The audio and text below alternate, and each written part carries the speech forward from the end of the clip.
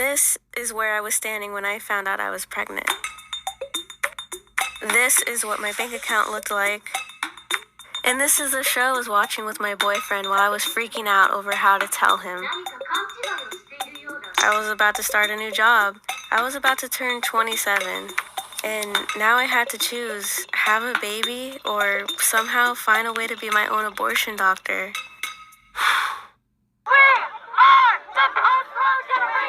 Americans just had their constitutional right to abortion ripped away.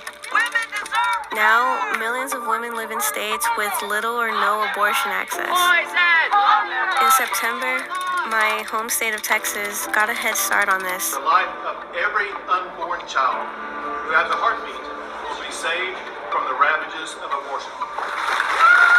So I have already experienced a preview of your future. Self-managed abortion is legally risky and demands anonymity. But I wasn't about to let the government tell me what to do with my body. The first step to doing my own abortion was figuring out how far along I was.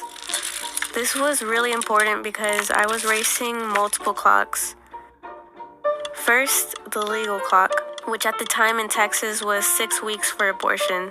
Oh, what you want to know about is sexual intercourse. I always thought pregnancy began at conception.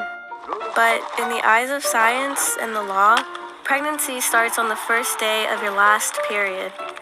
So even though I'm pretty sure this is the night I got pregnant, my last period started on the first, which means I was already 8 weeks pregnant. It was already too late to legally get an abortion in Texas, but the biological clock hadn't run out yet. I'd read that it's safe to use abortion pills up to 12 weeks. So I still had 4 weeks, if I could just find them in time. And so I started Googling. I quickly found a clinic promoting free ultrasounds that seemed to offer abortions too. But it turned out to be a pro-life center that tried to convince me not to get an abortion. They led me to believe they would help me, wasting a week of my time and running down the clock. I had 3 weeks left to figure this out. I wondered if an out-of-state clinic could help me, but they were all far enough away that it would have meant missing work at my new job.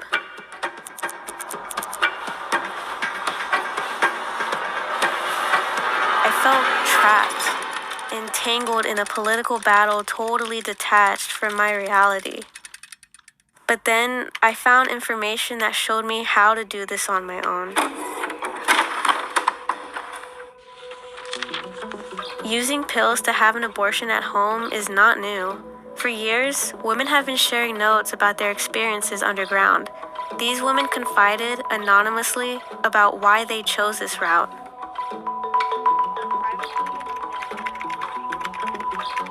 Parenthood, so I didn't have to drive anywhere. So then I could feel comfortable. I didn't have to see any protesters. I was able to get it within a couple of weeks.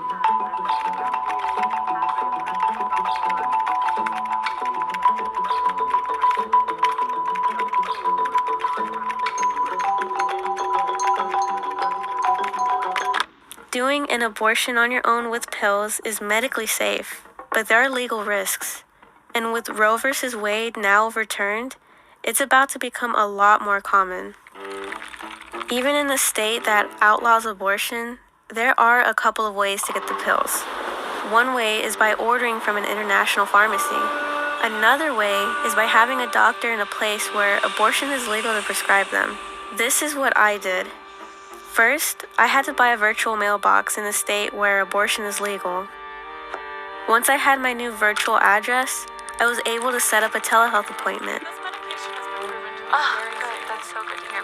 I was worried they were going to turn me away because I had to submit my Texas license, but it wasn't a problem. The pills were shipped to my virtual mailbox, forwarded to my Texas address, and then, miraculously, there they were, in my hands. I got the pills just in time. I was 12 weeks pregnant. Package. It was very nondescript. It had, a shipment from India, like absolutely no markings on it. Nobody else would have known what it was.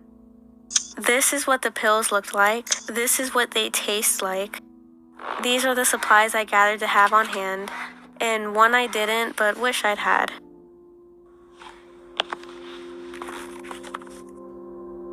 I took the first pill immediately. This one terminates the pregnancy, but for me, it didn't feel like anything. But the next set, Was some of the worst pain that I'd ever had in my life.